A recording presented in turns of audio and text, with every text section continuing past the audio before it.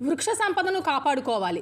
మానవ మనుగడకు సర్వజీవుల సుఖజీవనానికి గాను వృక్ష సంపదను కాపాడుకోవాలని ఆర్ట్ ఆఫ్ లివింగ్ ప్రతినిధి జి కృష్ణమోహన్ పేర్కొన్నారు. సర్పవరం జంక్షన్లో అడబాల ట్రస్ట్ ఆధ్వర్యంలో మొక్కలు నాటే కార్యక్రమం జరిగింది. ఈ సందర్భంగా ఆయన మాట్లాడుతూ వృక్షాలను దేవతలుగా పూజించి ఆరాధించే మన దేశంలో వృక్ష సంపద రోజురోజుకి తరిగిపోతుందని అన్నారు. వందలాది సంవత్సరాలు జీవిస్తూ ఎంతో దూరం నిరంతరం ఆక్సిజన్ను అందించే శక్తి ఈ మహావృక్షాలకు ఉందని అన్నారు. రాష్ట్ర గిడ్డంగుల సంస్థ విశ్రాంతి జనరల్ మేనేజర్ ఇండుగల ప్రసాద్ నాయుడు మాట్లాడుతూ ఈ నెల 17 నుండి అక్టోబర్ వరకు స్వచ్ఛ హీ సేవా కార్యక్రమంలో భాగంగా మొక్కలు నాటుతున్నామని అన్నారు. ఈ సందర్భంగా ఆయన పరిసరాలను పరిశుభ్రంగా ఉంచుతామంటూ ప్రతిజ్ఞ చేయించారు. గ్రంథాలయ విశ్రాంతి అధికారి చింతపల్లి సుబ్బారావు మాట్లాడుతూ కలుషితమైపోతున్న ప్రాణవాయువును స్వచ్ఛమైనదిగా మార్చుకోవాలంటే ఇంటింటా చెట్లను నాటాలని అన్నారు. ట్రస్ట్ అధ్యక్షులు అడబాల రత్నప్రసాద్ మాట్లాడుతూ రాష్ట్రంలో 50% పచ్చదనం కావాలనేది ఉప ముఖ్యమంత్రి అటవీ శాఖ మంత్రి పవన్ కళ్యాణ్ ఆశయమని, ఆ దిశగా స్థానిక శాసనసభ్యులు పంతం నానాజీ సూచనల మేరకు అడబాల ట్రస్ట్ ఆధ్వర్యంలో పలు చోట్ల మొక్కలు నాటి పెంచే బాధ్యత తీసుకున్నామని అన్నారు.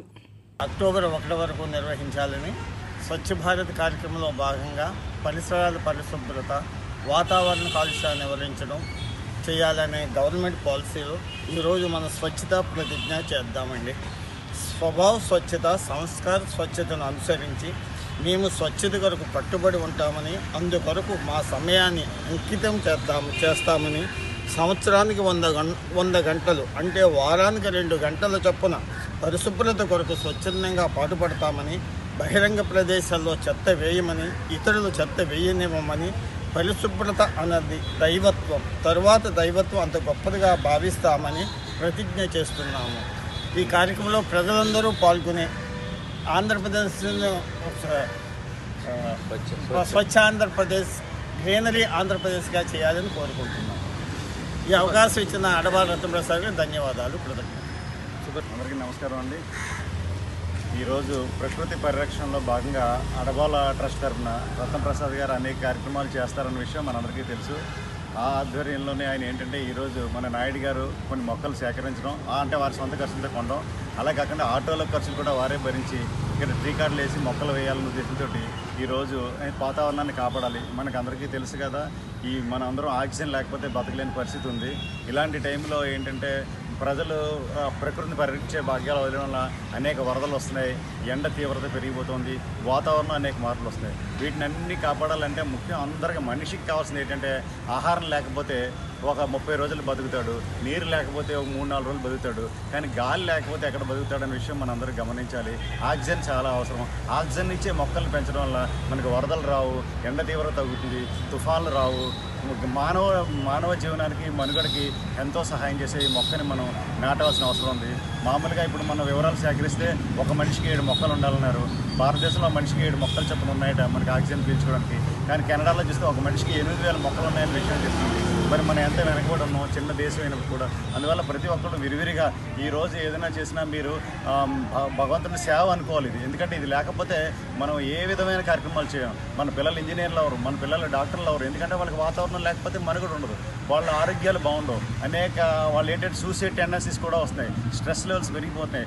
వాతావరణం వల్ల ఇవన్నీ జరుగుతున్నాయి. కాబట్టి వీటిని దృష్టిలో పెట్టుకుని ప్రజలందరూ మొక్కని కాపాడండి. అది మానవ మనుగడకి, ప్రకృతిని కాపాడడానికి అవకాశం ఉంటుంది. ఈ విషయంలో ఈ సందర్భంగా అడబాల ట్రస్ట్ వారిని మనం అభినందిస్తున్నాం. అంతేకాకుండా వారి సోదరుడు రామ్మోహన్ రావు గతంలో వేసిన మొక్కలు మనం ఇక్కడ చూసినట్లయితే అటేపు చూపించండి ఒకసారి. ఆ మొక్కలన్నీ వీళ్ళు పాతుండే ఇంత విరివిరిగా మొక్కలు వచ్చాయంటే మొక్క పాతడం ఒక ఎత్తు, ఆ మొక్కని సంరక్షించడం ఒక ఎత్తు. అందువల్ల ఈయన మొక్కలు తెచ్చినప్పటికీ కూడా రామ్మోహన్ గారు వారి సోదరుడు, ఆయన సేవలో ఉన్నారు కాబట్టి ఆ మొక్కను సంరక్షించే బాధ్యత ఆయన తీసుకున్నారు. ఇది పెరిగి పెద్దదే మానవ మనుగడికి, మానవ జీవితానికి, వికాసానికి తోడ్పడాలని మనసా వాచ కర్మ కోరుకుంటున్నాను. శుభం భూయాలు. Thank you. ట్రస్ట్ ఆధ్వర్యంలో సర్పవరం జంక్షన్ కూడలలో ఈ స్వచ్ఛ కార్యక్రమంలో భాగంగా మొక్కలు నాటే కార్యక్రమం నిర్వహించుకోవడం జరిగింది. చేతంటే ప్రకృతి పరిరక్షణ కాపాడుకోవడం అనేటటువంటిది ప్రధాన అంశంగా.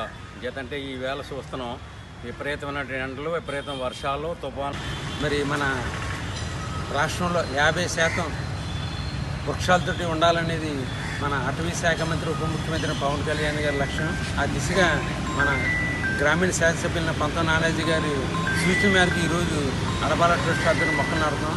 మరి ఇది మొక్కలు నాటమే కాకుండా పెంచే బాధ్యత కూడా మేము తీసుకున్నాను సందర్భంగా తెలియపరుచుకుంటాం.